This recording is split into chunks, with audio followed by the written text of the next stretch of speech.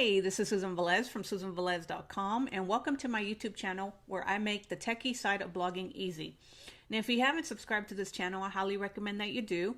What I do is every Wednesday I bring a video to you that I believe will help you start, grow, and manage your own WordPress blog. So in today's tutorial, what I'm going to be doing is I'm actually going to show you how to set up a posts and pages on your site, and then either decide whether you want to have it a static page or you want to have a blog template. So this is the site that we've been working on, and it's the demo.dev. And if you remember, in the last video, we actually installed the Genesis sample theme. And so what we're going to be doing in today's video is we're actually going to I'm going to install the Yoast SEO plugin, which is something that I always love to install on all my sites. And then I'm going to walk you through the process on how I set up my blog posts. So in order to do that, I actually have some PLR content right here. And this is PLR content that I purchased a long time ago, as you can see, back in 2013. And so I'm going to be using these to kind of just show you the process of how to set up your blog posts with the Yoast SEO plugin. Now, before I set up blog posts, what I like to do is I like to come over here to Longtail Platinum, and I like to do my research for the keywords that would possibly help me rank in Google. Now, I don't focus 100% on SEO because back in the day when I did, I actually don't like to rely on Google, because whenever they make their updates, then you are at their mercy, and I don't highly agree that you should actually focus 100% on SEO. But I do like to search for the keywords that are not only easy to rank for, but I actually have a possibility to rank for them. So what I did was I actually come over here and I did a research or a search for Keurig coffee, which you can see right here, most recent search, Keurig coffee.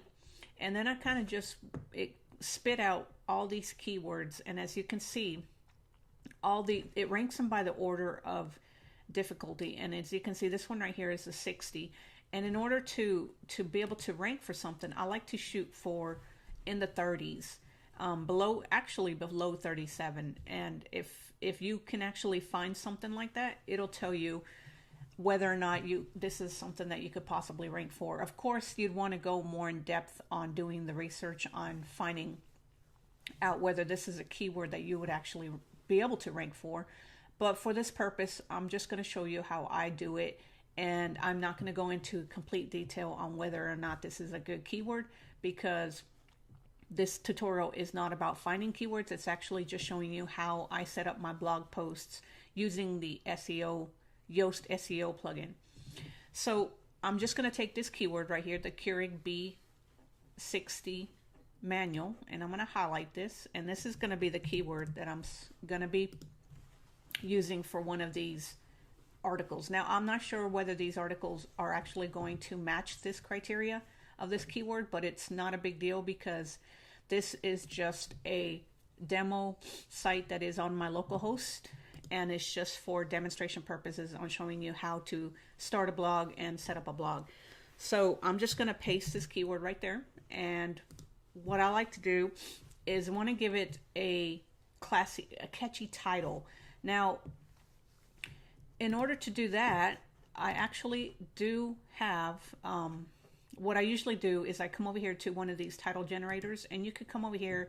There's several title generators, but you could stick your keyword in here, and then it could describe your keyword. Is it a brand, product? And we're going to say it's a brand and product. So we're going to click on that, and it's going to generate some titles. And this is one way of coming up with some titles that will actually get people to click on your keyword or on your blog post, which is what you really want them to do.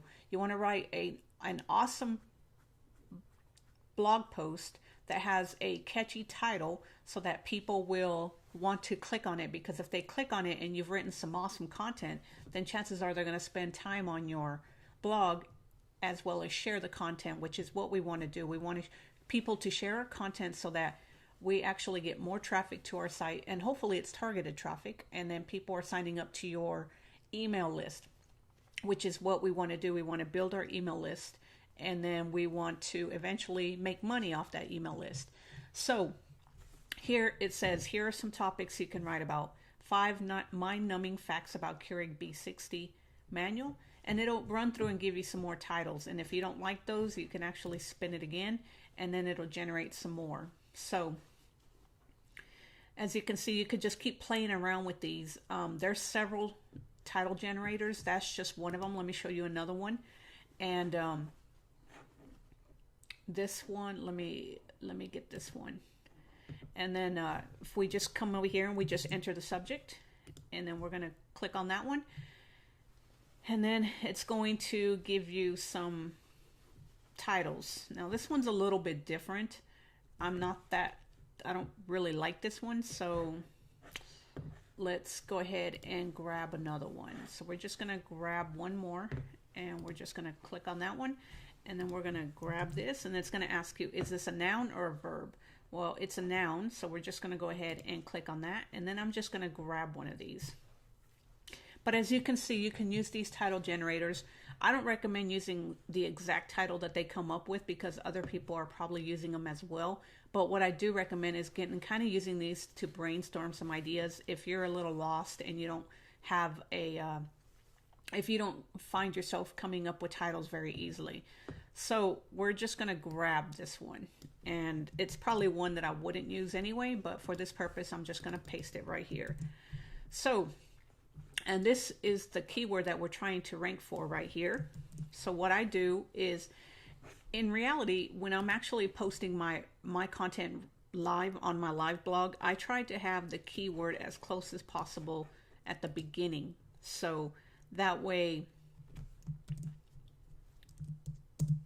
Google knows the keyword that I'm trying to rank for. So what I would do is just move that and then just push that like that. So I would do something like that.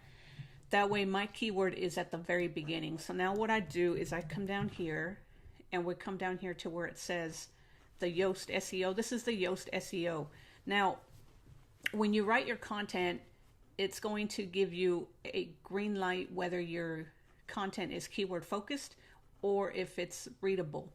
So what I strive to do is get a green light on both, but the main thing you want to remember when you're writing your blog posts is that you're writing them for people. Your focus isn't to actually get both of these green. I mean, you'd like to, that's awesome if you can, but you want to make your content as readable and friendly as possible so that people will want to read it. You don't want to keyword stuff your stuff or your keyword in there. So we want to put this right here, our focus keyword. We're going to add that to this right here. This is our focus keyword.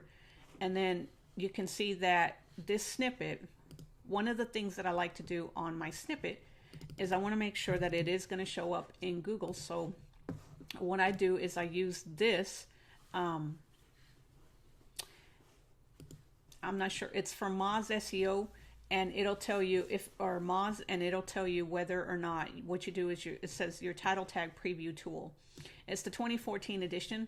I'm not sure if this is still what actually works, but what I like to do is I like to come over here, and then I like to put my title in here. And as you can see, it'll show you how your title will look in the search engine. And then you can see that my title is way too long. So what I would do is I play around with it until it actually fits in here, because I want to make sure that my title text actually shows up completely in the search engine. So what we're going to do is we're just going to remove that, and then we're going to do that again, and it's not. Okay, so for the purpose of this video, we're just going to go like that, and then you can see that my title actually shows up completely in will show up completely in the search engines. So we're just going to use that. Like I said, if this was a live blog post, then I would actually play around with this and make this sound really good. But for the purpose of this video, I kind of just wanted to show you what I do for my blog posts. So once you got that, you come over here and you repaste that right there. And then you want to put your SEO title right there. And then for the meta description, you want to make sure that you put your information, your keyword in here. So we're just going to go Keurig B60 manual, what you need to know about using the Keurig before you buy and waste your money on it. Read it now. All right. So, like I said, this is just thrown up together. I'm not taking any time to really do this. I would definitely spend time on doing this, but I like to do this until the bar gets green. And then what I do is I come over here and we're just going to hit save draft because we've got that taken care of. So now we've got the keyword, the SEO in here. And as you can see, it says okay. And that's because we don't have any content right now. So we're just going to grab one of these articles. And it really doesn't matter. Like I said, I just want to use this for purposes. And I'm going to show you right here. I'm just going to paste that in here. So the way I write my blog posts is I actually take out the very first thing and I like to write an intro. So an intro would be written right here. I'm not going to write this. We're just going to pretend that it is based off of this keyword right here. And then what I like to do is basically let the person know what it is that this article is going to be about. So it's an intro on this, the Keurig B60 manual, and then an intro basically telling people what my article is going to be about. Once I've done that, then I'll get into it. I might tell them a little bit about why I'm writing this or basically backing up the information.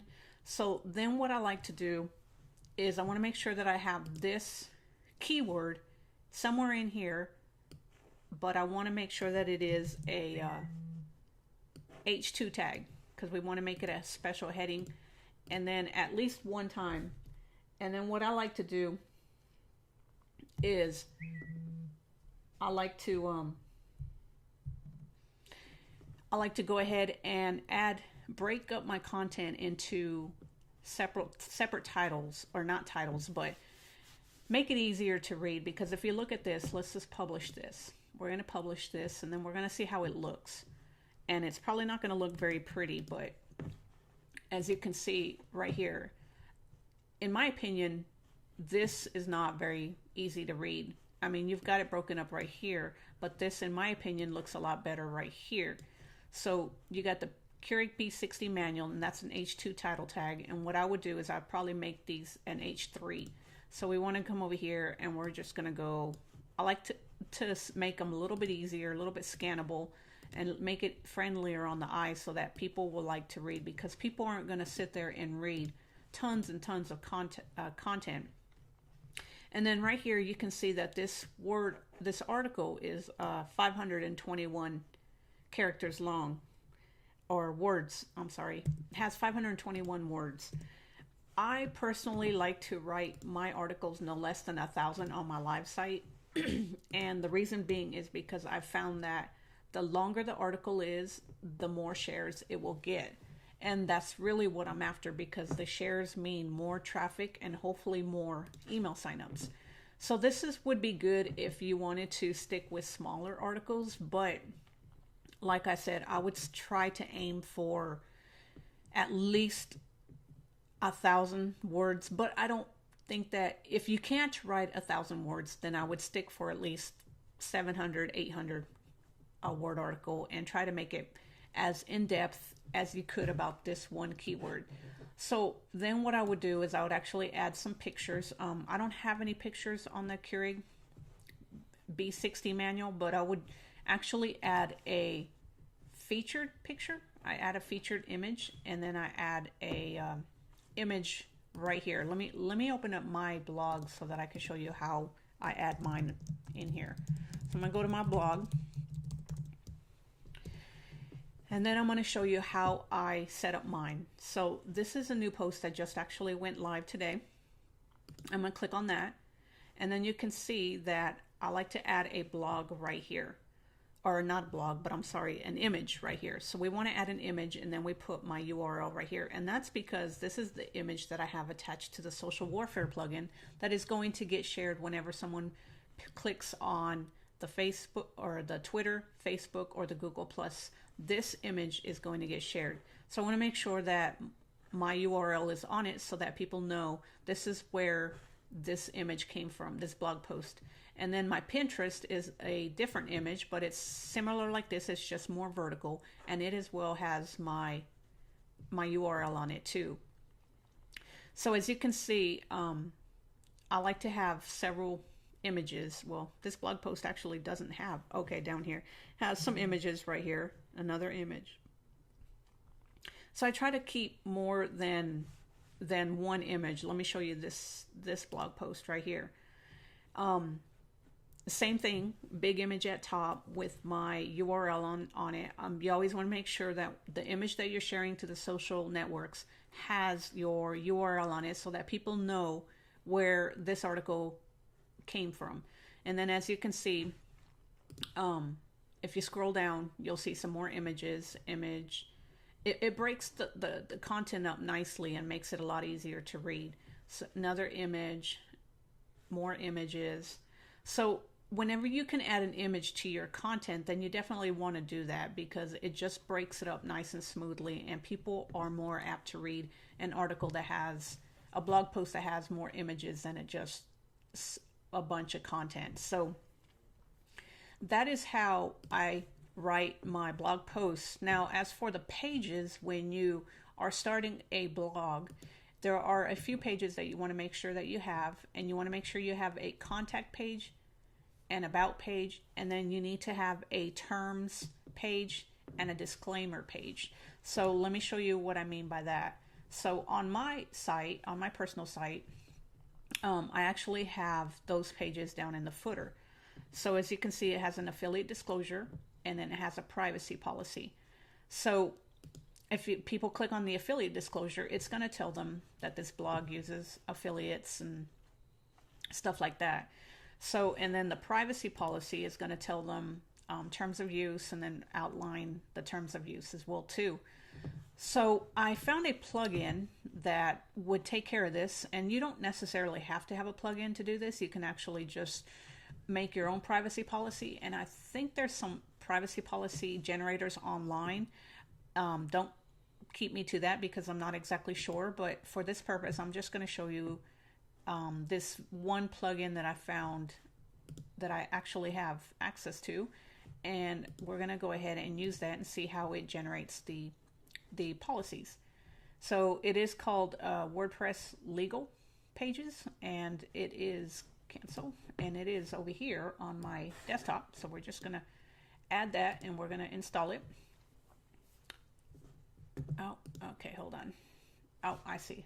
Okay, we're going to have to open that up. All right, so it is over here in the plugins. So we're going to go ahead and install this plugin. So we're just going to grab this and desktop, sorry, issues. All right, so we're just going to grab over here, and we're going to install this, and we're going to see what kind of policy it so we're going to activate it. And let me delete these off my table or my desktop. All right. So here is the legal pages plugin, and I believe right here it's going to generate our policy pages for us. So as I said, this is my first time using it. I usually don't do that. I don't spend a lot of time on these pages. I actually just find a policy generator online and then do my affiliates as well too. So we're just going to click on that, and then apparently it's not going to work because of the local host, maybe, not sure. So we're just going to try it. All right, so we're going to click on create, and we're going to see if it will create them for us. All right. So we want to go ahead and create a affiliate agreement. So we're going to click on that, type a site, and we're just going to go, it's a niche site. Although I don't do niche sites anymore, but there are some, you can see right here, it says business site, business website with products, business website with products and affiliates, and then affiliate review site. So we'll just do this one, affiliate review site. All right, and then it gives us a different template based on that. So we're just going to click on publish. And then we're going to see if it created the page. So let's open this up in a new tab. And we're going to see, okay, terms of use. So there we go. That's the one it just created. You can see it was published 1 minute ago. So we're going to click on that, and then it gives us a terms of use page. So that's pretty cool. So it is called WordPress Legal Pages. I'm not sure if it is a free plugin or not. That would be something that you would have to Google and find out. But let's go back and create another template, and let's create the terms of use. So we're going to click on terms of use, and then we're just going to click on publish. So then that should be another page that is on here, and we're just going to refresh this, and then we got two terms of use. We don't want that one. Let's trash that one. All right, so we actually want an affiliate disclaimer. So affiliate disclosure right here, and then we're going to click publish, and then that should be our affiliates. All right, there's our affiliate disclosure. So that is the two that I worry about the most on my website, is the affiliate disclosure and then the terms of use. Now, once you have that, then you want to go ahead and click or create a contact page and an about page. I'm not going to do those right here, but I'm going to show you that once somebody visits your site, what they're going to do is you can decide whether you want it to have look like a let me delete this demo page. So we're going to click delete that, trash it. All right, so now when somebody visits your site, let me open this up in a new tab, and let me close these out. So when somebody visits your site, you can see that it is the blog portion of it, and this is what they will see. So if you wanted your site to look just like a blog with all your posts written, so say this is the first post that we have on it. Say we had another post. Let's create another post so I can show you. So for this purpose, I'm just going to grab one of these articles, and then we're just going to paste this in here. Not going to pay any attention to anything at all. We're just going to go ahead and paste this in here.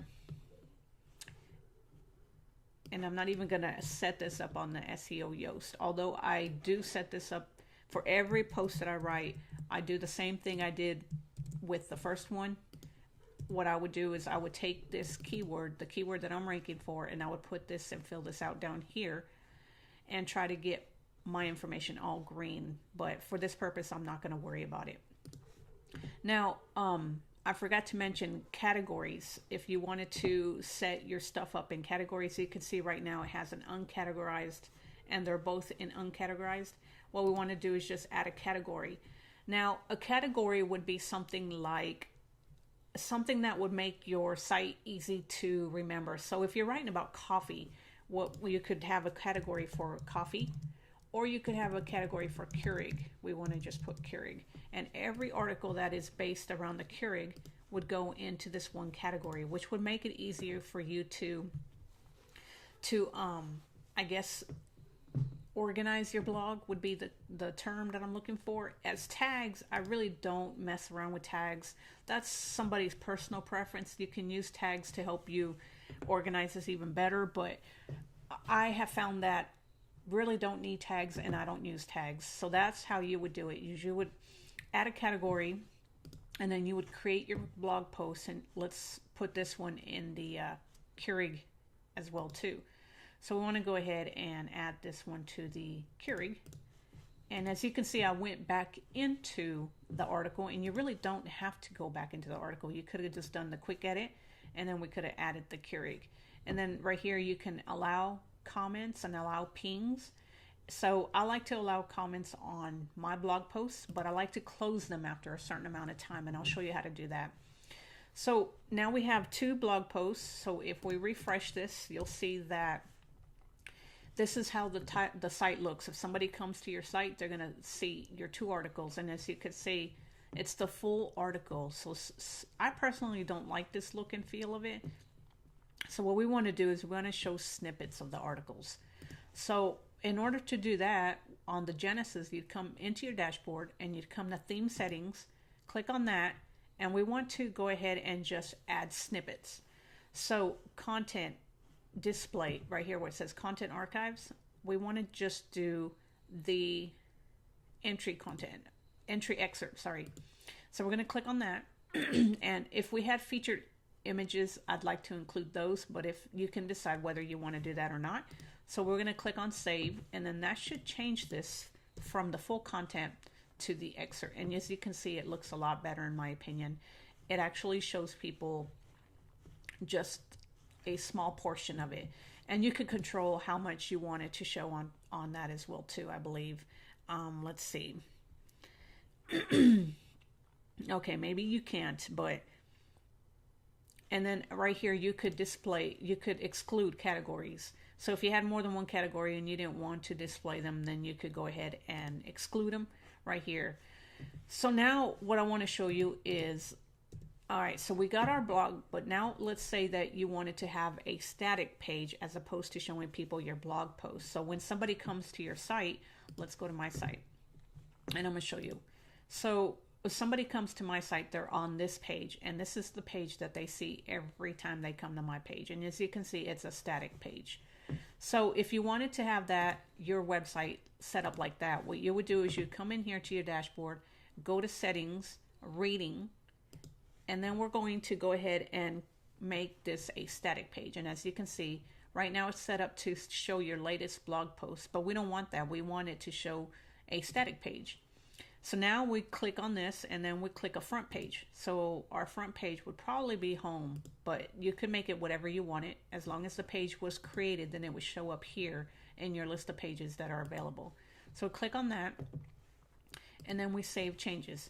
So now when we come over here to the site, you can see that home is now our static page. So whenever somebody comes into your site, they're going to see this unless they actually come from an actual blog post. But if they're coming just from your main URL, then they're going to see this static page. And then you could dress up your sidebar, make it full width, or do whatever you want. And let me show you how you would make it full width. So in order to make it page full width on Genesis, what you do is you come over here and you come into the page that you want to make full width. We click on edit. And then you can see right here it says select layout. So you can select it with the right sidebar, left sidebar. You could have a double sidebar on the right, double sidebar on the left, or you could have a sidebar on both sides. But say you wanted a full sidebar for just your home page, then you click on that, refresh that, and now you have a full sidebar. So that is how you create posts and pages. Like I said, the main points to take away from here is to make sure that you're sharing amazing content that people will want to share. Don't keyword stuff your articles. You want to make sure that you stick your keyword in there a few times, but you don't want to overdo it because you don't want to get penalized by Google. You're trying to aim for 2 green buttons, but or 2 green little bubbles on the SEO and the readability. But if you can't get those, then don't panic too much, because I don't get them on all mine. I get them on the majority of them, but I'm not going to sit there and tweak it and try to get them green. That's not your main purpose. Your main purpose is to write amazing content that people love, that people will want to share, and hopefully those shares and stuff will give you targeted traffic that is helping you build your email list. So hopefully you learned something in this video on how to write posts and pages, and if so, please like this video and subscribe to the channel, and I'll talk to you later. Have a great day.